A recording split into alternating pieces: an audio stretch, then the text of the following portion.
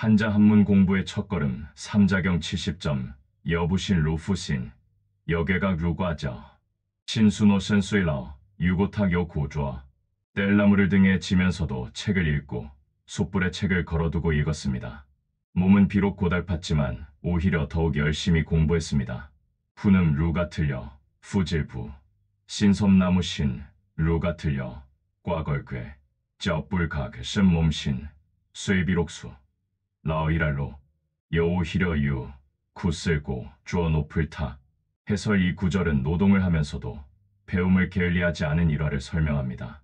관련된 고사성어로는 부신푸신과 괴각과자이 있으며 이는 뗄나무를 지고 숯불에 책을 걸어 공부한 것을 뜻합니다. 교사 뗄나무를 지면서 또 숯불에 책을 걸고 길을 가면서 공부했다. 몸은 비록 힘들었지만 고생 속에서도 탁월하게 공부했다. 이 구절은 시간이 없어서 공부를 못한다는 핑계를 대는 사람들에게 아주 따끔한 교훈을 줘요. 이 사람들은 힘든 일을 하면서도 자투리 시간을 활용했죠. 우리 생활 속 자투리 시간은 언제일까요? 학생일 저는 학원 가는 버스 안에서 보내는 시간이요. 보통 창밖을 보거나 스마트폰 게임을 하면서 보내는데 그 시간에 영어 단어를 10개라도 외우면 일주일이면 50개, 한 달이면 200개를 외울 수 있겠더라고요. 버스 손잡이가 저에겐 숯불과 아자이 될 수 있겠네요. 학생이 저는 화장실에 갈 때요. 화장실에 짧은 명언이나 어려운 수학 공식 같은 걸 붙여놓고 잠깐 앉아있는 동안에 한 번씩 보는 거예요. 티끌 모아 태산이라는 말처럼 그런 짧은 시간들이 모이면 큰 도움이 될 것 같아요. 교사 맞아요. 버스를 기다리는 시간, 엘리베이터를 기다리는 시간, 화장실에 있는 시간. 이 모든 자투리 시간들이 우리가 활용할 수 있는 소중한 공부 시간입니다. 이 구절은 시간이 없다는 것은 게으름의 다른 이름일 수 있다는 것을 지적합니다.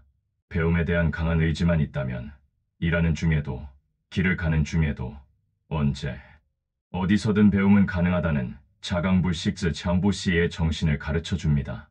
관련고사 주매신이 뗄나무를 지고 공부한 이야기 부신독서 해설. 아주 가난해서 매일 힘들게 일해야만 살 수 있었던 주매신 아저씨가 어떻게 공부에 대한 열정을 잃지 않았는지 배우는 이야기예요.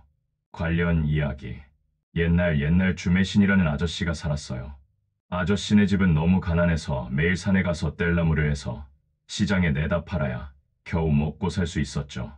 무거운 뗄나무를 잔뜩 등에 지고 산을 내려오거나 시장으로 갈 때 다른 사람들은 힘들어하기만 했어요.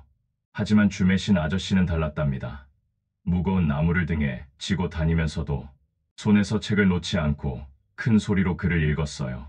뗄나무를 등에 지고 다니면서 책을 읽었다고 해서 이 이야기를 부신독서 푸신도슈라고 불러요. 사람들은 나무를 지고 다니면서도 책만 읽는 아저씨를 보며 신기하거나 놀리기도 했대요. 하지만 주매신 아저씨는 아랑곳하지 않고 꾸준히 공부했어요. 아저씨는 이렇게 어려운 환경 속에서도 포기하지 않고 노력한 덕분에 나중에 아주 훌륭한 사람이 되어 나라의 중요한 일을 하는 관리가 되었답니다. 이 이야기의 교훈. 이 이야기에서 우리는 아무리 힘들고 어려운 환경에서도 배우려는 마음과 꾸준히 노력하는 자세가 얼마나 중요한지 알 수 있어요. 어려움을 핑계 삼지 않고 꾸준히 노력하면 꼭 꿈을 이룰 수 있다는 희망을 주는 이야기입니다. 관련 고사 이밀이 숯불에 책을 걸고 공부한 이야기. 괴가 해설. 똑똑한 이밀 아저씨가 잠시도 시간을 낭비하지 않고 어떻게 공부했는지 보여주는 재미있는 이야기예요. 관련 이야기. 옛날 이밀이라는 분이 계셨어요.